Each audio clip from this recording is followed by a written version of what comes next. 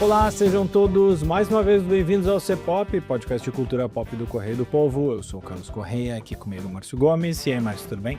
Tudo bom, Carlos? Pronto para mais uma tragédia? Mais uma tragédia, mas que prova o quão velho a gente tá, porque a gente lembra A gente lembra. Eu fiquei surpreso que não tocou a musiquinha. É, a musiquinha não teve. Eu não sei se a musiquinha é... Foi depois do caso. Não, sim, tem uma camisa. Tem, parece. A gente tá dando spoiler, sem falar o que é. Mas eu não sei se essa musiquinha não era direitos, não era de uma certa... Pode ser. Famosa, eu não lembro do que era ser. aquela campanha. Mas enfim, hoje a gente vai falar sobre Emergência Radioativa, nova série da Netflix, que estreou na semana passada, que trata de um caso bem famoso do Brasil, ali na segunda metade dos anos 80, que foi o acidente radioativo com o Césio 137 em Goiânia.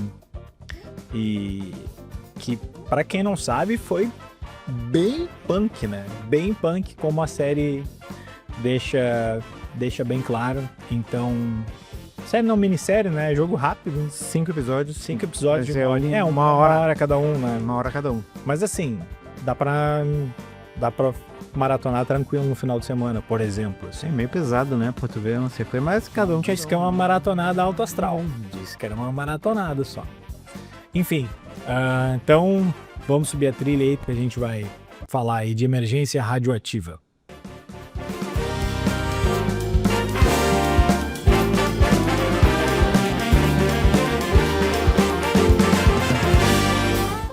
Bom, antes da gente falar do emergência radioativa, vamos no nosso radar, né, do C-Pop, o que tá estreando e o que tá liberando as paradas aí do streaming.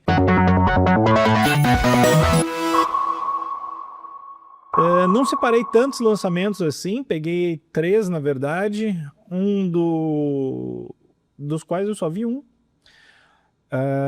Chegou no Prime aquele The Running Man, que não sei se ficou sobrevivente ou The Running Man, que é a refilmagem com o Glenn Powell, né, daquele filme do Schwarzenegger. Chegou a ver? Não. Do Schwarzenegger, sim. O outro não. Esse novo não. Pensa em ver. Também não. Não tá muito. Talvez algum dia, né? Zapier não acho nada pra fazer. Na MUBI entrou, não chega a ser algo tão raro assim, mas é sempre interessante pelo caráter histórico, né? Voltou pra MUBI o Viagem à Lua, né? Filme clássico dos clássicos do cinema, rapidão ali, acho que não tem nem 20 minutos. E amanhã tá estreando, amanhã não, né? A gente tá gravando na terça-feira. E dia 24, está previsto para o dia 25, agora nessa semana ainda, entrar a segunda temporada na Disney do Demolidor. Eu não vi a primeira, então não. Tô meio perdido ainda. Super-herói já meio perdido ainda nesse universo. Quão constrangedor tá a questão dos super-heróis é a apresentação do Robert Downey Jr. e do Chris Evans no Oscar, né? Ali, tipo... Mas eu vi que eles renovaram agora o Wonder Man, que aqui ficou outro título, né? Ficou Magnum. Magnum pra mim é o Tom Selleck. Mas foi renovado, né? O que até estavam comentando, vi os caras comentando que não deixa de ser uma pequena vitória, porque atualmente séries de super-herói nada tá renovando, né? Fica uma temporada e olhe lá. Bom, paradas lá, vamos passar rapidão aqui. Na Netflix, primeiro lugar em filmes está Peaky Blinders, O Homem Imortal, para surpresa de quase ninguém. E nas séries que está liderando é a Emergência Radioativa, que a gente vai falar aqui. No Prime às vezes tem isso, né? Entram nos filmes de ação meio desconhecidos e ficam ali na parada há um bom tempo. O que está em primeiro lugar agora é um glorioso filme chamado Agente Zeta. Nunca ouvi falar. Se 5 pessoas viram, já tá em primeiro lugar no Prime, né? Não sei. E nas séries é o Invencível, né? A animação que a gente já tinha comentado outro dia aqui. Na HBO, Planeta dos Macacos, O Reinado, que eu até gosto dessa série, mas eu confesso que eu não lembro onde é que eu parei, então eu não sei o que eu vi e o que eu não vi. E primeiro lugar em séries, mais uma vez. Dona Beija. Dona Beija nunca vai sair dali. A Disney é o que menos muda, né, na verdade, então filmes, em primeiro lugar tá o Zootopia 2 e na série tá o Paradise, que deve estar para acabar aí, se não acabou ainda, deve estar para acabar. Eu quero muito ver essa segunda temporada, mas não consegui começar ainda, não deu tempo. Agora sim, vamos então falar aí de Emergência Radioativa, série que estreou na Netflix. como a gente falou, 5 episódios, que trata de um caso real. É uma série baseada no caso real, né? Todos os personagens ali têm um espelho, por assim dizer, mas não são os mesmos nomes. Alguns é uma junção de outros personagens. Eu fiquei curioso, por exemplo, no caso do governador, né? Não é o mesmo nome, eles não usam o mesmo nome nem nada, as autoridades não usam ali. Mas enfim, é baseado num caso de 87, né? Isso. Em que algumas pessoas mexeram, catadores de lixo pegaram uma peça de uma clínica de radioterapia que havia sido desativada e estava solto lá como lixo, né? O que por si só já é um absurdo bem grande. Uma peça que tinha césio-137, que é um dos elementos radioativos, como todo elemento radioativo é para lá de letal. Eles abriram aquilo ali, tinha um aspecto, né, de certa forma, bonito, interessante, porque brilhava no escuro e tal. Então as pessoas acharam que era um pozinho, tipo um glitter. Inclusive passava no pescoço, né? Basicamente estava passando radiação no teu pescoço. E foi um caso com muita repercussão, teve repercussão mundial, até porque isso vinha poucos anos depois do desastre... Um ano depois, né? Um ano depois de Chernobyl. E então aquilo teve uma repercussão mundial. No Brasil, eu e o Márcio falava assim, eu era pequeno, eu devia ter 9 para 10 anos. Não lembro do peso que tinha isso, mas lembro da musiquinha do Eu Amo Goiânia, lembro de falarem e tal. Mas confesso que agora, só com a série, que eu fui tomar conhecimento assim, do caso mais propriamente dito, assim. Não sei se a gente vai entrar na questão dos spoilers aqui, porque como a gente disse, é um caso real, né? Tem alguns documentários aí já circulando há mais tempo. Tem um filme que já foi feito também, com alguns dos mesmos atores. O filme tá todo aí no YouTube, só botar Césio 137 que aparece. Tem documentários sobre o caso mesmo, da BBC, tem algumas matérias no YouTube bem interessantes, tem outros podcasts também que falam sobre isso. A gente vai falar sobre Emergência Radioativa, a obra em si da Netflix. Então, vai lá, Márcio, o que te pareceu? Em linhas gerais eu gostei, tá? Eu acho que muita gente reclamou da questão da fidelidade e tal, né? Eu acho que por tudo que a gente foi atrás depois, que eu também era pequeno, não me lembro, mas que tu vai pegando a linha temporal do que aconteceu ali, eu acho que a série conseguiu estruturar o que aconteceu. Claro que na hora, ir lá em 1987, e de maneira mais fidedigna, foi muito mais caótico e talvez não tão acertadinho como na série ali.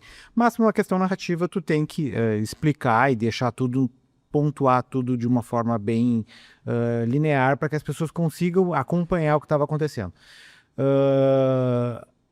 Eu acho que ela faz bem em focar não só a questão dos sobreviventes, mas também a questão da ciência, como eles tiveram que trabalhar a questão ali do isolamento e conseguir provar para as pessoas que uma coisa que elas não enxergavam estava ameaçando a vida delas, todos os protocolos que tiveram que ser praticamente inventados na época, né, porque não se tinha muita referência em 87 desse tipo de coisa, com exceção da questão de Chernobyl lá.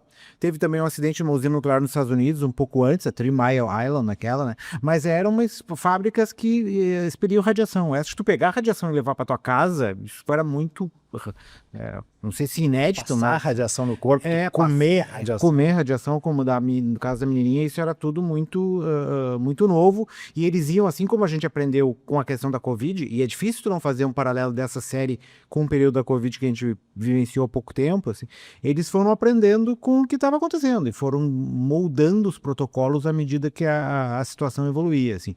Então, acho que eles conseguiram casar bem essa história. Eu acho que a questão das responsabilidades e da investigação que ficou limitada a algumas entrevistas da delegada com as pessoas que seriam responsáveis pela clínica, quem era dono do terreno, quem era dono da clínica, e como foi feita essa transferência, eles tentam, mas fica muito na superfície, eles não entram direto, até porque seria difícil tu conseguir 5 episódios. Em 5 episódios, mesmo que seja de 1 hora, tu conseguir dar um contexto tão grande assim, e abarcar tantos lados da mesma história. Então, acho que eles optaram por focar na questão que dramaticamente é o que funciona melhor, que é a questão da história dos sobreviventes, né?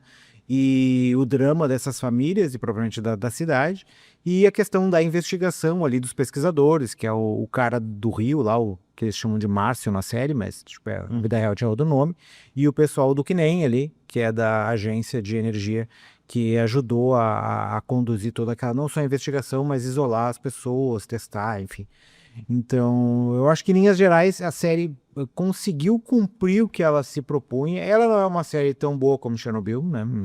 Mas acho que nem se esperava que fosse. Chernobyl nem se esperava que fosse. Ela resvala em alguns momentos ali de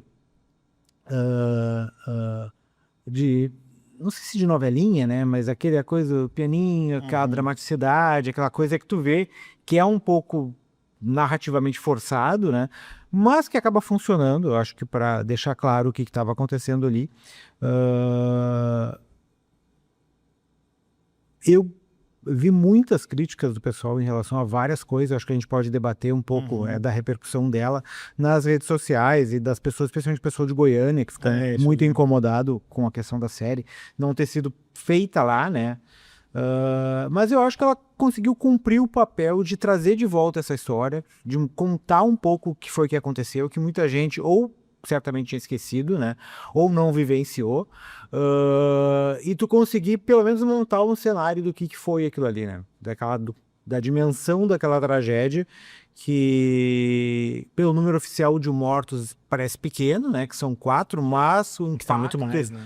O impacto de longa duração é muito maior, assim. Imediatamente foram 4, mas a radiação continuou e matou muito mais gente ao longo do tempo. Mais de 100, né? E sei lá quantos milhões de pessoas contaminadas, embora ali da triagem que eles fizeram tinha sido centenas de pessoas, assim. Então...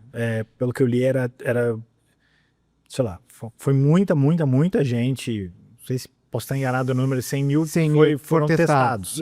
Porque basicamente, como isso mostra na série e é real também, né? Em dado momento o cara carrega a peça. Tu imagina, tu tá carregando uma peça radioativa num ônibus. A quantidade de pessoa que circula no ônibus e a quantidade de pessoa que circula a partir do momento que saiu do ônibus. É fora do controle. Então, eu acho mais do que natural que se tu morava na cidade naquela época, na dúvida, vai e testa. Então não tem como saber se tu teve algum contato ou não. A questão era que para tu testar, não é que nem, sei lá, testar Covid, que tu comprava um teste. Não, tu tinha que ir no estádio e os caras mediam a tua radiação. Então imagina o esforço e o risco, a logística. Daqui a pouco tu não tem, mas pode contaminar ali. Pode contaminar lá. E além da questão de Chernobyl, né, vai na esteira, e eles citam na série também em algum momento, acho que o pessoal da enfermagem, os médicos, que é a questão da AIDS, né? Sim. Que também é uma doença que estava se propagando muito fortemente naquele período ali, que também era muito nova, se tinha muito pouca informação e que as pessoas tinham medo de se aproximar, de tocar. É um decreto de morte. E as pessoas tinham medo de se aproximar e de tocar em quem estava contaminado e tal. Então, e isso... meio que se reproduz ali na questão também da radiação das pessoas com medo de entrar em contato com quem estava não só contaminado, mas com suspeita de contaminação, né? Não chega perto de mim. Sim, exato. Então, só para completar ali, mais de 100 mil pessoas foram testadas, 250 deram, não é positivo, mas foram testadas com um grau de radiação maior do que o comum. Dessas 100 ficaram lá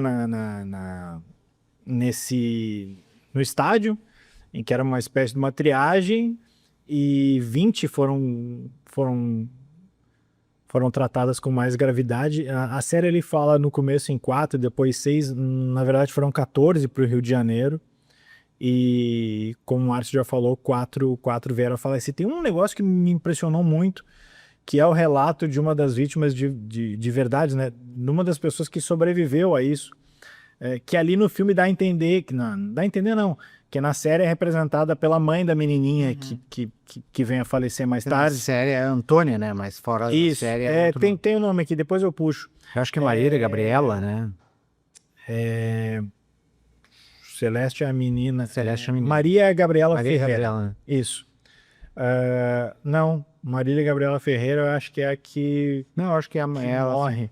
Sim, ela morre porque é a pessoa que Sim, leva. mas eu tô falando a outra, a que A mãe da menina? a mãe da Celeste, a que bom. sobrevive. Tá. Enfim, ela conta que e essas pessoas passaram assim meses ainda como é que eu vou dizer, Observação. em observação e tal. E o processo de descontaminação era muito novo e tudo mais. Então, assim, eles tinham que trocar de roupa a cada meia hora durante 2 meses. Como eles ficavam de pé no chão, tu raspava o pé. E o banho era um banho de mangueira que os caras mexendo em ti de vassoura, eles falam no filme ali, né, de vinagre, não sei o quê. Então, assim, era novo e era rústico também, né? Não era algo... Era um país preparado para mas... isso. Era um país preparado para E isso. aparentemente ninguém estava preparado mesmo, porque vem os caras da Rússia e eles também ali, né? Isso eu achei estranho, né? Porque ali eles falam em Rússia e não sei se na época Se falava aí União Soviética? se não seria soviéticos, né? Mas enfim, um detalhe menor. Pra mim a série foi uma grata surpresa também. Acho que talvez eu tivesse com a expectativa bem calibrada mais pra baixo, assim. Porque ela poderia muito bem descambar para algo sensacionalista. E eu acho que justamente o que me pegou mais, principalmente nos 2 primeiros episódios, é o tom dela, assim. Que é mais sério, assim. Eu acho que depois vai ficando, assim, um pouco novelinha, como tu disse, assim. Tem horas que não chega a ser apelativo, mas é uma... A hora que a menininha entra no ônibus, aí a mãe sai correndo atrás e a menininha vai pra... Sabe, ali tu vê, destoa um pouco. Mas ainda assim, pra mim não interfere no resultado final, que pra mim é bom. Gosto do tom que ela toma. Fiquei no começo ali pensando se eles não iam retratar o governador e os políticos da mesma forma que sempre, que é tipo, é o cara que vai pensar só nas eleições. E não, na verdade, é o cara que em determinado momento ele tá pensando no legado e na imagem dele, mas num primeiro momento também tenta resolver ali, eles não tratam ali os políticos com um estereótipo, que é uma tentação muito fácil ali, né? Gosto muito do elenco feminino da história, assim, para mim todas as melhores atuações são delas. Tô buscando os nomes aqui e não tô achando. Mas enfim, a atriz que faz a mãe da menina, para mim é muito boa. A que descobre lá, a que desconfia, né, que vai levar lá na unidade sanitária lá.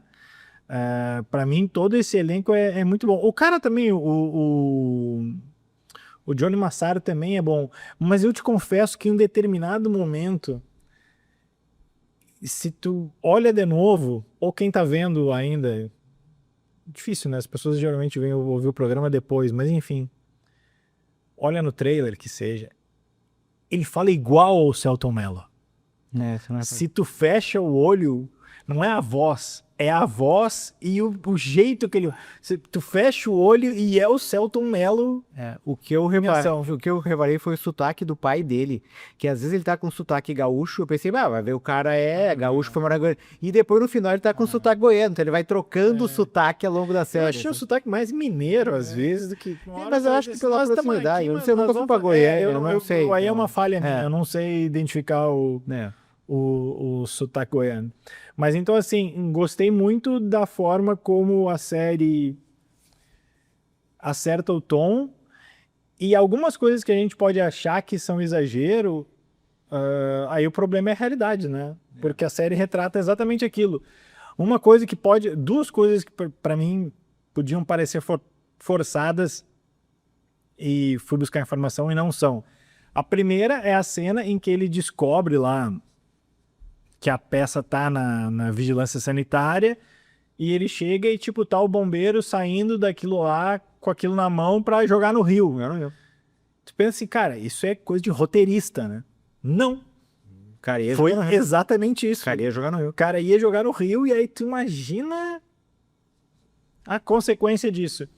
E a outra que é bizarro, porém de certa forma compreensível, não aceitável, mas compreensível, a cena do enterro, em que as duas vítimas ali estão sendo enterradas no cemitério e os populares estão jogando pedra porque eles não queriam que Podia contaminar o solo. que eles achavam que podia contaminar o solo.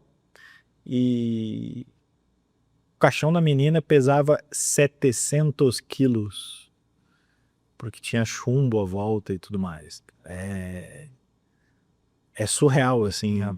E talvez, claro, hoje mudou muita coisa, mas tu tentar pensar com os olhos de hoje os riscos, porque chega uma hora que eles começam a se dar conta do que está acontecendo ali, que tu pensa assim, cara, como é que isso não deu uma merda maior, né? Porque assim, tipo, abriu o negócio. Não é uma coisa, tipo, não é uma peça só que, tipo, acaba, é pó muito fácil de ir adiante e a ingenuidade que o cara achava, né, na realidade, ali eles falam um pouco de disco voador até, mas nos relatórios oficiais eles dizem que achavam o pó brilhante, bonito e tal, e achavam até que podia ser alguma coisa mágica, sobrenatural, porque enfim, né, um pó que tu olha ele é branco, aí tu apaga a luz e ele fica azul, é compreensível, de certa forma, a ingenuidade das pessoas ali. Tu não sabe o que é aquilo ali, né? Só que geralmente quando tu não sabe... Mas é que é o pessoal que estava acostumado a manejar esse tipo de metal e de lixo, né? Questão do ferro velho. Então, tipo assim, muito provavelmente eles pegavam coisas diferentes, né? E acabavam manuseando aquilo e nunca dava nada. Daí uma vez deu, né? Mas assim, gostei bastante, assim, achei que ela podia, só pegando outras, pegar um caso bem próximo da gente, que talvez por ser mais próximo a gente tem mais conhecimento, e para mim foi uma decepção muito grande, que foi aquela série da Botkiss.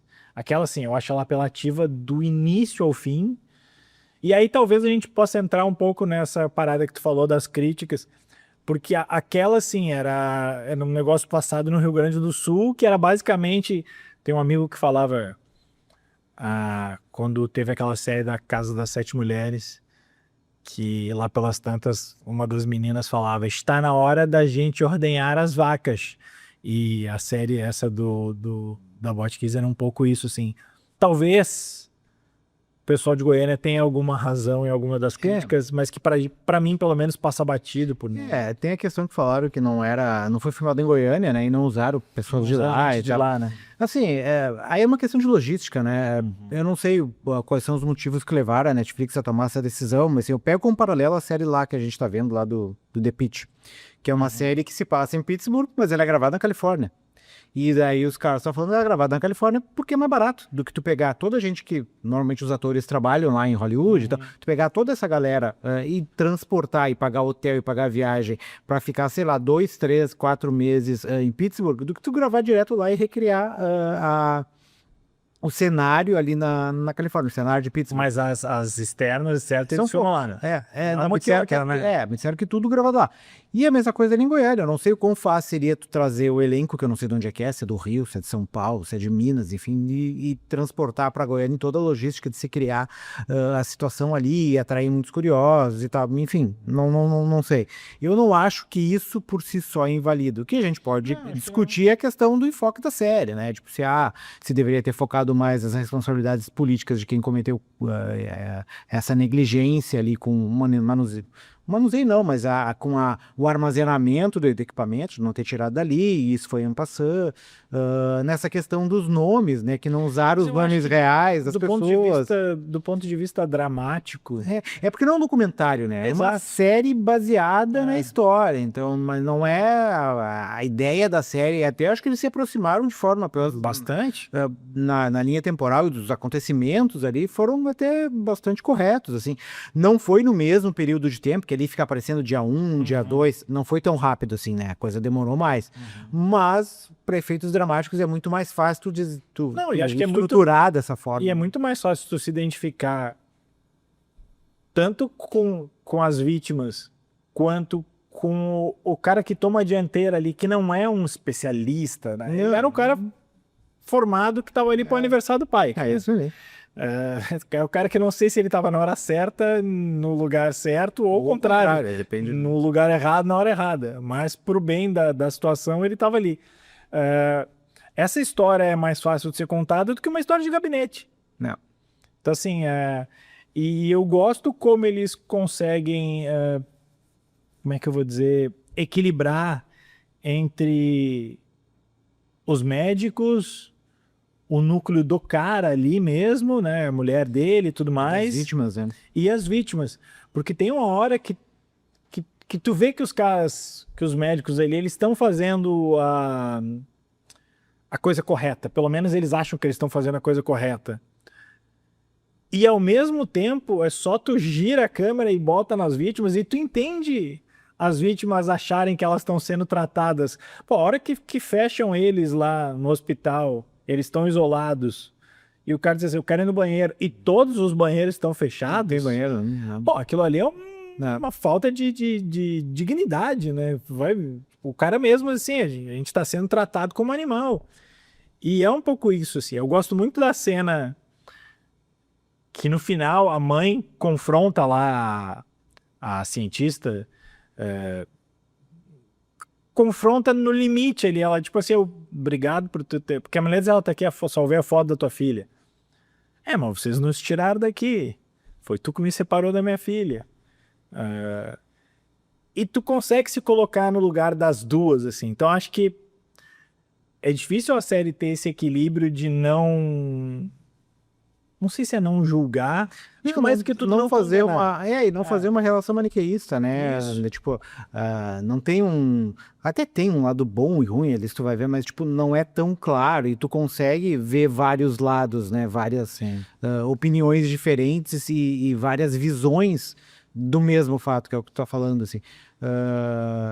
E sem resvalar para aquela coisa de culpar o A, B ou C, assim, ou culpar só A, B ou C. Tu vê que a culpa é compartilhada, assim, né? O discurso do cientista, do Kinen ali, que é o cara interpretado pelo Paulo Gorgulho, quando ele vai falar, ele foi acusado de homicídio, por negligência e tal, e ele diz, olha, a culpa sim é de quem deixou aquele equipamento, mas a culpa é nossa também, que não fiscalizamos, ou que não nos preocupamos com isso, não tivemos protocolo, então, tipo, foi uma falha generalizada ali, e que acabou gerando aquilo ali. Eu acho que a série consegue retratar um pouco isso. E acho que mesmo o governador, quando fica por um lado mais assim, eu vou salvar o meu, ele não cai num lado cartunesco. Tu consegue acreditar naquilo ali. Tipo, tu consegue ver. Tá querendo evitar o pânico, mas ao mesmo tempo segurando informação que pode prejudicar as pessoas, mas é uma linha tênue até onde tu revela. Mas tu consegue, quer dizer assim, tu consegue imaginar um político fazendo aquilo ali. Isso. Então... E até pior, né? A gente viu, né? Exatamente. Bem pior, né? Até bem pior. Então, gostei, assim, fiquei... Foi uma coisa em relação aos políticos que reclamaram que não tocaram na prefeitura, né? Mas eu acho que eles quiseram botar toda a administração pública na face dos dois ali, que era o governador e o secretário de saúde. Porque se tu vai abrir para a prefeitura, para o governo do estado, para o judiciário, aí tipo, vira outra série. Aí vai ficar outro enfoque, outro recorte. Assim. De gabinete, né? É outro recorte. Que pode funcionar também, né? Mas acho que não era a proposta ali da Netflix. Quer comentar mais alguma parada ou vamos dar notinhas? Né? Acho que não notinhas. 3,5. Eu dei 3, eu acho que é isso aí. Mas um 3,5 positivo. Isso. Assim. Então tá. Vamos se encaminhar então para a nossa reta final e vamos para o nosso comum acordo.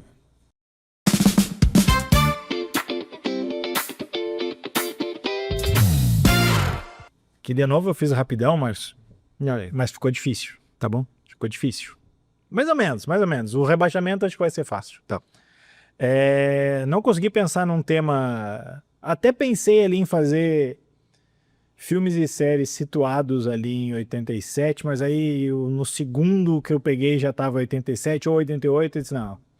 Então vamos fazer o seguinte, séries baseadas em fatos reais. Anota aí. Botei a emergência radioativa para fins de fechar mais rápido. Tá. Tremembé, Eu não vi, mas eu vou falar, mais ou menos imagino. Chernobyl, Tá. Olhos que Condenam. Olha, escondendo. Olhos que Condenam é dos meninos aqueles que ficaram 20 anos presos sim, na sim, Netflix. sim. The People vs. O.J. Simpson.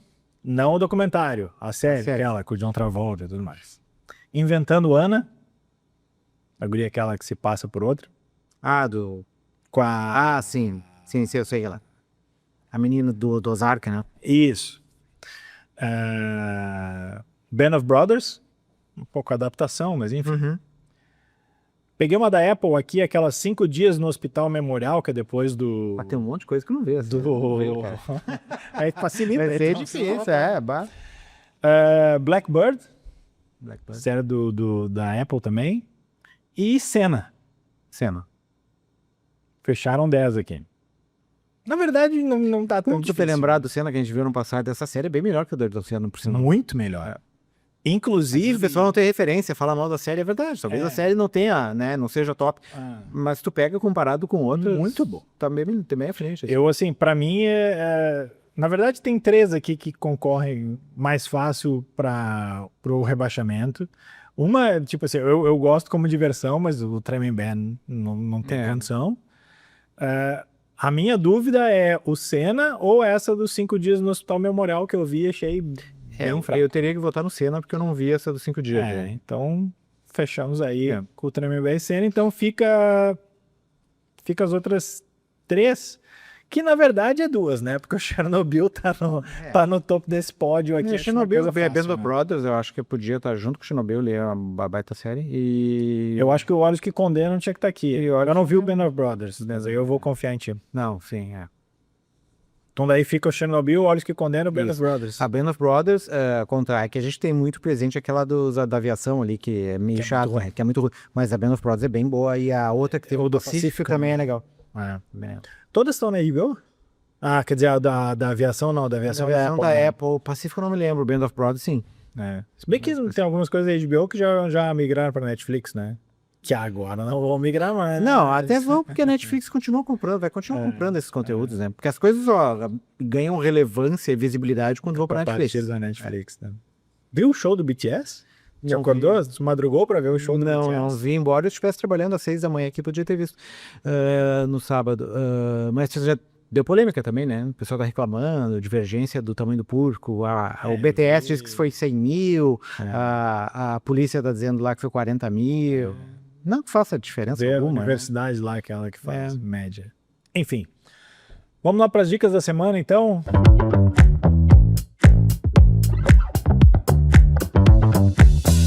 Então bora aí para as dicas da semana, que dessa vez eu tenho dicas, mas pode começar. Começa. Não, eu vi ontem que eu tava sem dicas, eu pensei, eu tenho que ver alguma coisa. E eu disse, não, vou tentar ver alguma coisa que eu acho que pode ser boa, e deu certo, porque é bem boa. Eu vi... só confirmar o nome para não falar bobagem aqui. It's Never Over, Jeff Buckley. Documentário sobre o Jeff Buckley que entrou no Prime. Tô ligado. Sabe o que tu falou de Jeff Buckley? Eu pensei Jesse Buckley. Jesse Buckley. Já tem documentário da guria, ganhou o Oscar. Eu fiquei cuidando para não errar e falar Jeff Beck. Mas não, Jeff Buckley é um documentário que tava já vindo galera comentando há muito tempo. Na produção, né? Ele estreou ano passado e já virou meio que um queridinho. Eu olhei ali no Letterboxd, ele tá com média 4.3, assim, que é muito alta. Baseado, obviamente, na vida do Jeff Buckley, que para mim foi uma surpresa, assim, porque eu tinha uma outra imagem. Rock, né? Acho que dá pra dizer rock meio alternativo e tudo mais. É um cara que surgiu ali nos anos 90 e fez um álbum chamado Grace, né? Que assim, não estourou na época, mas é aquelas coisas que vai ficando maior com o tempo, assim. E o documentário mostra isso, que ele cresceu assim num patamar de crítica que era assim, era o Bowie dizendo que era o melhor álbum que ele tinha ouvido. É o Robert Plant dizendo pro cara que tu é o melhor novo cantor que existe. Mas isso antes ou depois dele morrer? Antes. Antes, tá. Antes dele morrer. Então, assim... Só que, assim, era uma cena que naquele momento era muito grunge, né? De Seattle. Não que o som dele é diferente. Tinha algumas coisas pesadas, mas era assim, não era um rock... Não era um rock grunge. Assim. Eu não sei descrever como é que era. Era um negócio mais dolorido, assim. Mais emo. Depois vira... Tô zoando. Assim. Então, assim... ele virou um cara muito cultuado com o passar do tempo, né? E ele era uma figura que, pra mim, sempre era uma figura meio isolada, misteriosa. E o filme mostra que é outra coisa, assim. Ele parece ser muito mais um daqueles caras que tinha muito problema prévio. Tipo, a mãe... Ele é filho de um cantor também, só que o cara abandonou a mãe durante a gravidez, e depois ele conhece o filho, e o filho admira ele como cantor, e aí, tipo, eles finalmente conhecem o pai, e aí ele vai passar umas semanas com o pai, e aí ele volta e ele mostra, o cara deu uma carteirinha pra ele, assim, pode me ligar a hora que você quiser. E aí o guri todo empolgado, e na semana seguinte o pai morre de overdose de heroína. Então o cara que vai carregando uma raiva muito grande, ele era meio que um artista alternativo, assim, era uma outra cena, porque o grunge era Seattle, né, que era um lado, e ele era mais a cena Nova York, assim.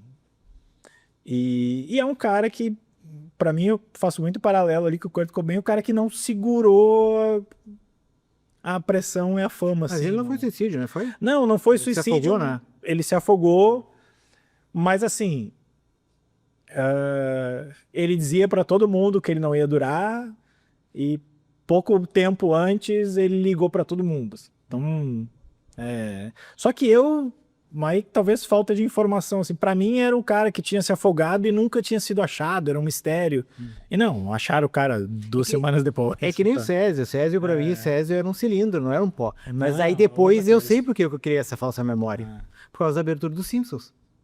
Que tem o Homer saindo da usina com coisinha, tipo um coisinha, tubo de ensaio protegido. Um negocinho brilhante, assim. Por isso que eu Então, criei assim, uma falsa memória. Então assim, pra mim esse é meio que o documentário definitivo sobre o cara, porque ele consegue mostrar muito mais do que... Ele faz um desenho de carreira ótimo, assim. Ela, né, é uma diretora. Tem depoimentos, assim, obviamente, das namoradas. E, assim, não é chapa branca. Isso é legal. Mostra ele sendo escroto em vários momentos. Tem documentário, tem depoimento da mãe, das ex-namoradas. Tem depoimento do Ben Harper. Mostra lá... Ben Harper vive, né? O Ben Harper, o Chris Cornell, né? Há mais tempo. Eu nunca sei atual falar. do Chris Cornell, é difícil. Aimeman? Como é que é o nome daquela cantora? Não sei como é que se pronuncia. Aimeman? Aimeman. Sim. Tem ela fala bastante. E tem uma parada que é um show ali nos anos 90, na Europa. Eu não sei onde é que é direito ali, se é Alemanha ou França. Que era um desses festivais que pulavam daqui pra lá. E era um show que ia ter não era o Led Zeppelin, ele era muito fanático pelo Led Zeppelin, mas era o Jimmy Page e o Robert Plant. É ali que o Robert Plant diz pra ele que ele é um dos melhores cantores, e ele some 2 dias porque ele pira com isso aí. E aí tem o vídeo do Robert Plant dizendo: nós estamos aqui no Euronana. E aí a repórter diz assim: não, desculpa, é Eurocana. E aí o Robert Plant, I don't care, cara. Tipo assim, o Robert Plant doidaço. Tipo, então tem muita... Eu gosto quando o documentário traz muita imagem que é supostamente inédita, assim, e consegue retratar tipo assim, mais do que a carreira, tu consegue sentir qual era a do cara. Então, gostei bastante. It's Never Over, Jeff Buckley, tá no Prime. Já foi bem longa a tua dica, vamos ficar por aí. A minha é da semana que vem. não, mas é que eu não sei mesmo. Eu tô esperando acabar. Tô esperando acabar uma série que eu tô vendo. Eu não quero dar a dica dela antes de terminar pra ver, porque, né? Dá só um spoiler, qual é a série? Depois tu disse É que a tu gostou, cadeira. não. É a cadeira. Ah, a cadeira. A pessoa já viu há um tempinho, mas é que eu tô parando pra ver outras coisas, entre elas o Radioativo. Então vai faltar 2 episódios de meia hora. Se tudo hoje der acaba. certo, tem outro programa essa semana, né? Pois é, daí eu deixo ela pra lá. Tá. Vou ter que ver mais filmes até lá.